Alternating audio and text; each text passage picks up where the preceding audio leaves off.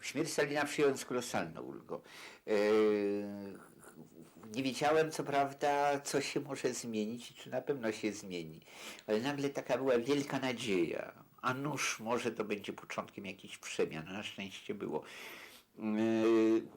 Te komunikaty radiowe nadające wiadomości o stanie zdrowia Stalina, kiedy, jak myślę, on już dawno nie żył, no to z wielkim napięciem tego wysłuchiwałem i tylko kiedy już się okazało grobowym głosem, kiedy powiedziano, że Stalin umarł, to moim pierwszym odruchem było to, żeby zatańczyć, a zresztą nigdy nie tańczę, nie umiem tańczyć, było, żeby zatańczyć.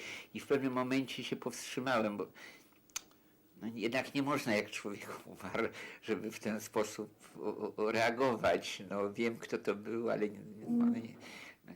ale już nie będę tego robił z powodu jego śmierci, że to już takie trochę niedobre by było, że to dla mnie byłoby niedobre. Ale miałem wielką chęć na to i właściwie od tego momentu to tak co dzień człowiek był zawiedziony, nic się nie zmienia, nic się nie zmienia. Tutaj nowe, znaczy nie nowe twarze, tylko nowe te układy personalne,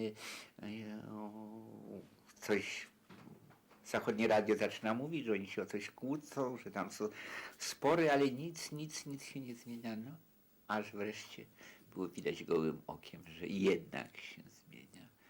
I to było, no, ta wielka radość, kiedy okazało się, że Beria nie żyje.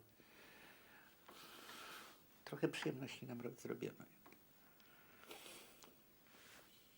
Ale ja zawsze należałem do myślących w tym stylu, który jest... Żaden raz przyjęty styl myślenia nie jest dobry. A ja zwykle myślałem też tym stylem takim bardzo systemowym. Że jest system, to jeżeli ktoś tam, nawet bardzo ważny w tym systemie umiera, to nic się nie zmienia. Tymczasem ani to zdanie nie jest prawdziwe, ani jego zdanie wręcz sprzeczne, przeciwne mu też nie jest prawdziwe i trzeba być bardzo ostrożnym w tego rodzaju wielkich uogólnieniach. A potem światło. A potem przyszły rewelacje towarzysza światła. To też była duża przyjemność tego słuchać. Tylko, że znaczy przyjemność słuchać w pewnym znaczeniu tego słowa przynajmniej, ale tutaj nie miałem wątpliwości, że z tego coś musi jednak wyniknąć.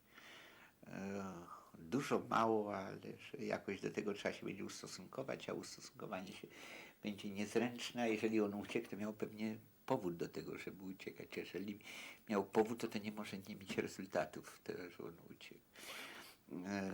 Także to była wielka rzecz, wielkie wydarzenie, rzeczywiście wielkie wydarzenie. Dosyć wcześnie miałem tę broszurkę na balonikach wysyłano. Dosyć wcześnie do mnie dotarła z województwa zielonogórskiego. Także pomijając to, że przez radio próbowałem systematycznie słuchać, ale potem jeszcze miałem w ręku to w wersji drukowanej.